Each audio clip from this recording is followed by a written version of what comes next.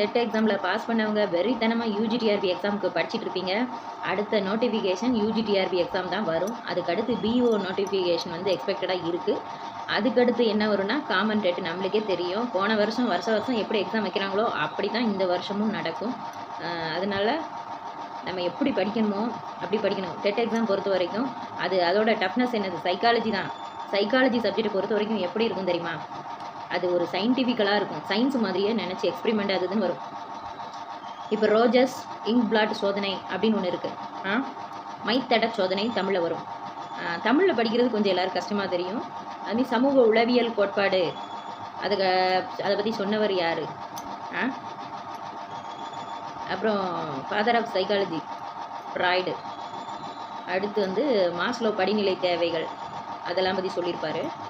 ஆனால் ஒவ்வொரு அறிஞர்களும் ஒவ்வொரு விஷயத்த சொல்லியிருப்பாங்க. சைக்காலஜி பொறுத்த வரைக்கும் ஒருத்தர் வந்து ஆமாம் இது இப்படி தான் அப்படின்னு சொல்லியிருப்பார்.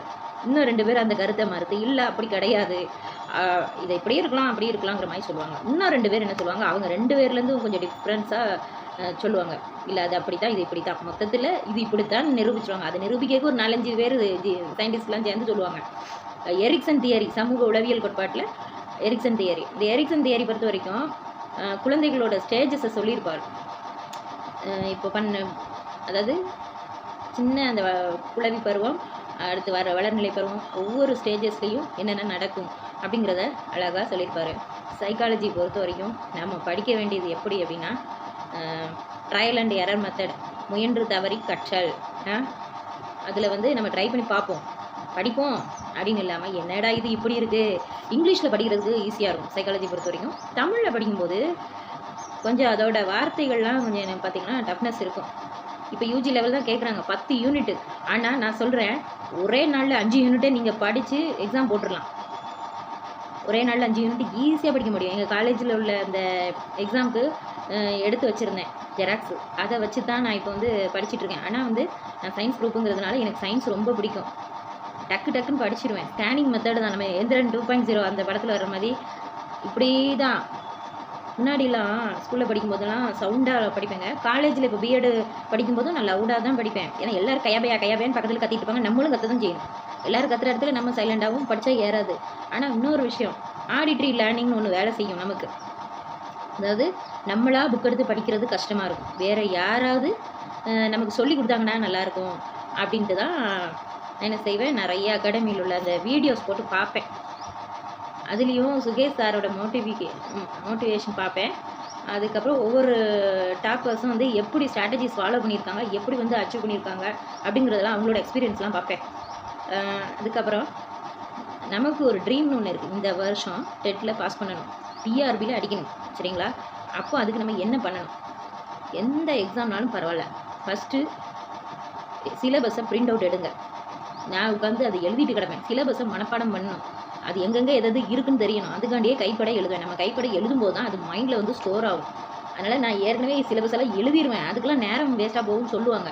ஆனால் அது எழுதும்போது நமக்கு புக்கில் தேடும்போது நம்ம எழுதின டாபிக் தான் அப்படின்னு டக்குன்னு ஐடென்டிஃபை பண்ணிடலாம். ஃபஸ்ட்டு சிலபஸை வச்சுக்கிட்டு புக்கில் டிக் பண்ணி வச்சுட்டே இருக்கணும். இம்பார்ட்டண்ட்டாக உள்ளதுன்னு மார்க் பண்ணி வச்சுட்டே போகணும். அடுத்து வந்து 6லேருந்து 12th வரைக்கும் உள்ள சப்ஜெக்டை எடுக்கணும். எடுத்து புக்ஸை ஃபஸ்ட்டே புக்கெலாம் வாங்கி வச்சிடணும்.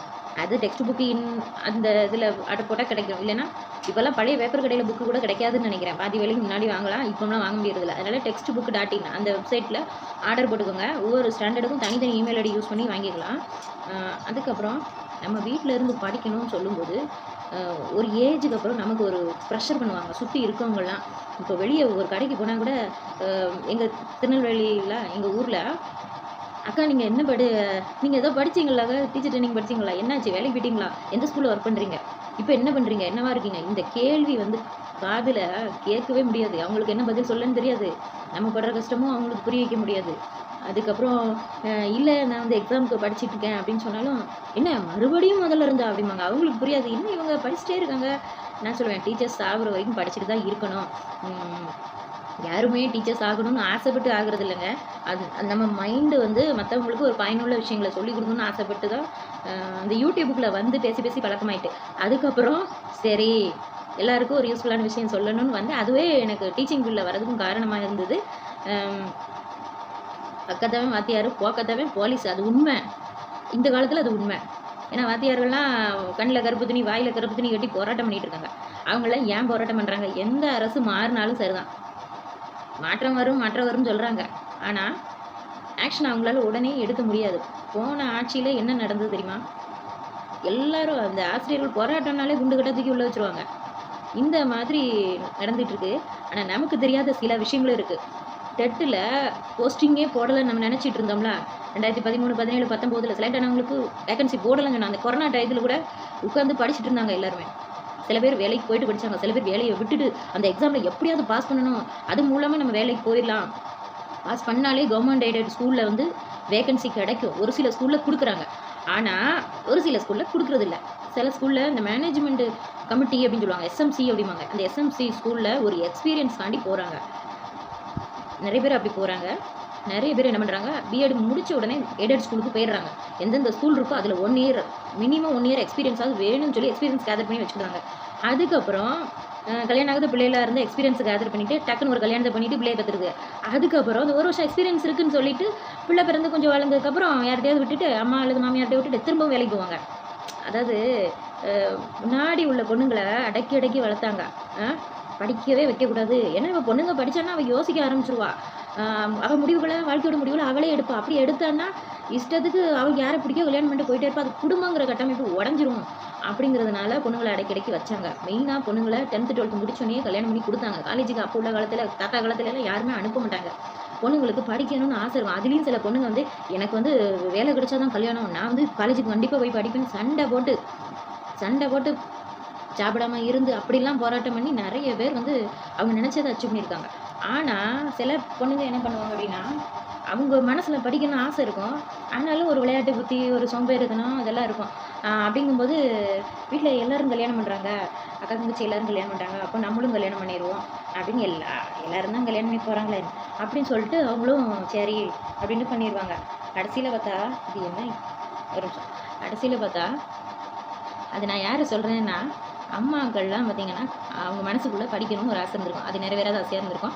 ஆனால் அது வெளியே சொல்லவும் தைரியம் இருந்திருக்காது. ஏன்னா தாத்தா பாட்டி காலத்தில் வந்து ரொம்ப வந்து ஒரு அதிகாரம் பண்ணி அந்த மாதிரி இருக்கும். சில பேருக்கு வந்து அப்பா இல்லாமல் அம்மா மட்டும் வளர்த்துருக்கலாம். அந்த மாதிரி உள்ள குடும்பங்களில் வந்து சீக்கிரம் கல்யாணம் பண்ணிக்கணும் அப்படின்லாம் சொல்லுவாங்க. அதுக்கப்புறம் பார்த்திங்கன்னா நம்ம செய்யாததை நம்ம பிள்ளைங்க செய்யுத, 40 வயசில் நம்ம படிக்கலை ஆனால் நம்ம பிள்ளைங்க படிக்குது அப்படின்னு சந்தோஷம்தான் படணுங்க. ஆனால் நிறைய பேர் வீட்டில் வந்து என்ன பண்ணுறாங்கன்னா, யாருமே அந்த சந்தோஷங்கிறது பட்டுறது கிடையாது. இவள் வீட்டில் வேலை செய்ய மாட்டேக்கா, எந்த நேரமும் இவள் கதவை லாக் பண்ணிவிட்டு உள்ள என்ன தான் செய்கிறாலும் தெரில.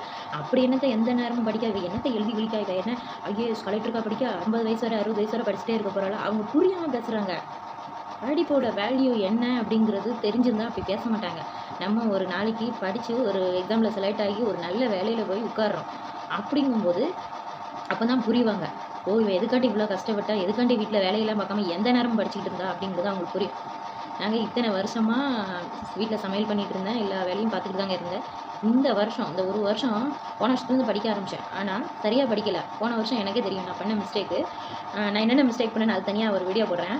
அதுக்கப்புறம் இந்த வருஷம், போன வருஷம் வந்து என்னை மண்டையை கழுவணும், படிக்க விடாமல் பண்ணணும்னு நினச்சவங்கள எனக்கு என்ன பண்ணுறதுன்னு தெரியல, செப்பரேட்டாக ஒரு ரூமும் இல்லை படிக்கிறதுக்கு. ஆனால் இந்த வருஷம் புது வீடு அமைஞ்சுது, செப்பரேட்டாக ஒரு ரூமும் கிடச்சிது, கதவை லாக் பண்ணி போட்டேன்.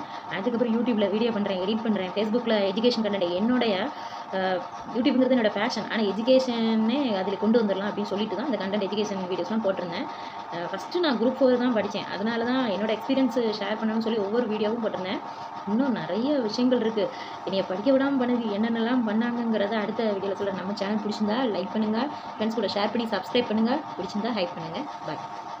மெயினாக உங்களோட கருத்துக்களை கமெண்ட்டில் சொல்லுங்கள். நீங்கள் என்ன எக்ஸாம் படிக்கிறீங்க, எந்த டயத்தில் படிப்பீங்க, உங்களை வந்து படிக்க விடாமல் யாராவது பண்ணியிருக்காங்களா, அப்படி பண்ணாங்கன்னா என்ன பண்ணாங்கன்னு என் கூட ஷேர் பண்ணிக்கோங்க. எனக்கு என்ன பண்ணாங்கங்கிறத நான் அடுத்த வீடியோவில் சொல்கிறேன். பாய்.